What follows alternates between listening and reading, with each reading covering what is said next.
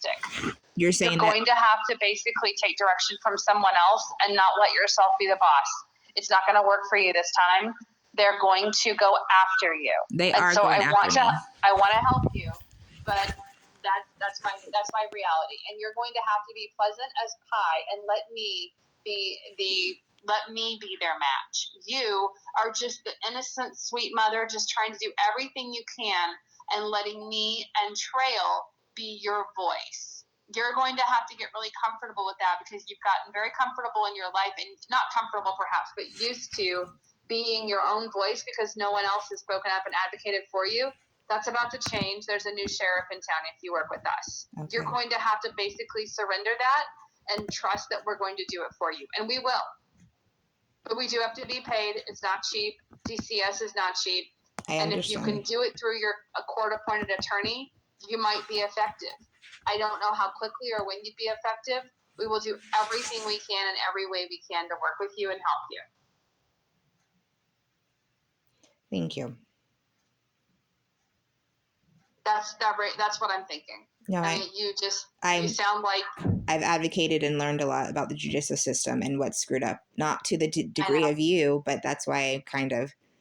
Oh, look, I want you to know, I have no faith in the system in which I serve. Well, that makes me happy because it's flawed and it's miscued and it's not the same with George Washington and Abraham, who used to do it right. I'm just saying And Thomas Jefferson was a slave owner, if you want to get really technical. And he hated slavery, but he was a slave owner. He had thousands of slaves. He was in a long-term relationship with a slave. I'm not sure you could call it consensual. He hated slavery. His best friends were the French who hated slavery, and they would give the slaves automatic immunity if they went to Paris. And he really struggled with that because he was trying to build a country, and also he had slaves, and he inherited more slaves during the process of his lifetime. So there are a lot of people who are trying to they have competing goals, and if they try to meet one goal, they can't meet the other. And he was one of those examples, horrifyingly enough, and would write essays on why the whip was bad. I could tell you a lot about that, but I want you to know, I don't like the system in which I serve, and I'm kind of like Thomas Jefferson, a little bit, in a point where I have to work within it to help you. If I'm going to help you, I have to work within it. I can't step outside of it. If I lose my license because I go too far, I can't help you or other people. So that's where I am. Well, that's where we all are. Attorneys who work in the system with DCS absolutely despise it. And you said Arizona is the number one? Maricopa County is the number one. Phoenix is? Well, Maricopa County is basically the bulk of the composition of Arizona. Maricopa County has about 7 million people in it. I've seen statistics that say Arizona has 11 million people.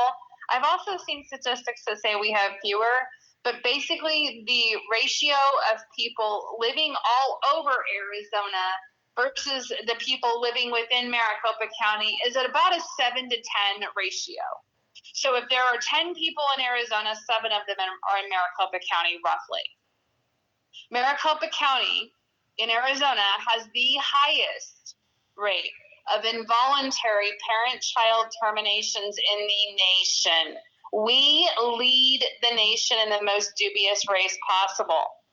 If you are Black or Latino, if you are non-white, you are doubly in danger of losing your parents. So they find any way to target you and take away your kids. I don't know why, and I have my theories, and I don't want to dive into that on this call because I don't have time. I've got a court hearing with DCS. Well, I will let you run, but well, thank you. I know that they're trying to take my child, and I'm just trying to keep my kids, whether with me or with their dad, the baby's dad, where it needs to be. And so my thing is I am doing counseling.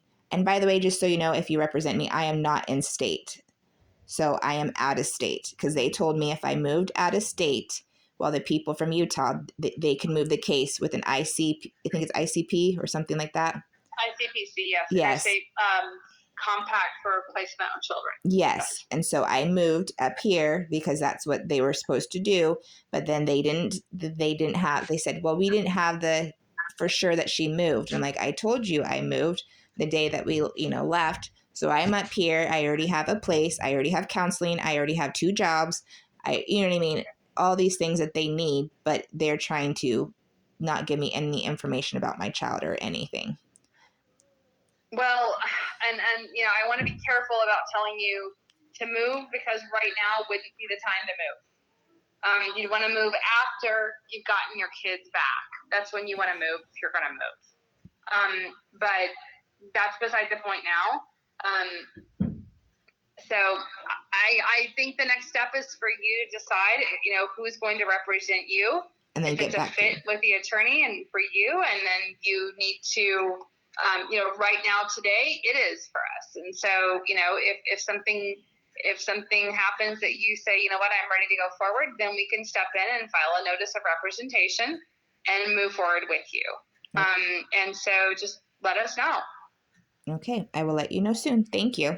Okay, thank you. I wish you the best, whatever happens. I really do. And I'm really sorry you're here. I appreciate that. Have a blessed day. Right. Bye-bye. Thank you too. Bye-bye.